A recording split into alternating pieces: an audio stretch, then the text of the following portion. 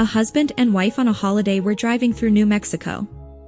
As they approached Albuquerque, they started arguing about the pronunciation of the name of the city. The husband thought it was pronounced like Albuquerque, while the wife thought it was pronounced like Albuquerque. They argued back and forth, then they stopped for lunch.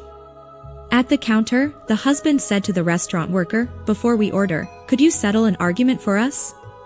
Can you please pronounce the name of the place we're in?" She leaned over the counter and said, "Burger King." A married man was having an affair with his secretary. One day, their passions overcame them in the office, and they took off for her house. Exhausted from the afternoon's activities, they fell asleep and awoke at around 8 p.m. As the man threw on his clothes, he told the woman to take his shoes outside and rub them through the grass and dirt. Confused, she nonetheless complied, and he slipped into his shoes and drove home. "Where have you been?" demanded his wife when he entered the house. "Darling," replied the man, "I can't lie to you. I've been having an affair with my secretary.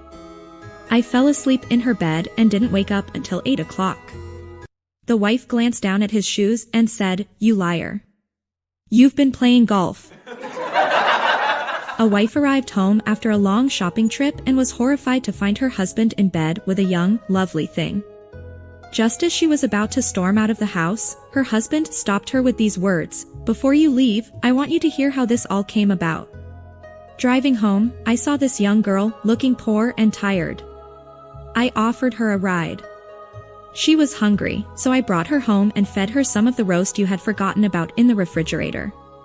Her shoes were worn out, so I gave her a pair of your shoes that you didn't wear because they were out of style. She was cold, so I gave her that new birthday sweater you never wore even once because the color didn't suit you. Her slacks were worn out, so I gave her a pair of yours that you don't fit into anymore." Then, as she was about to leave the house, she paused and asked, "Is there anything else that your wife doesn't use anymore?" And so, here we are. We put a lot of effort into making you smile, so please subscribe to me for new jokes. Stay happy.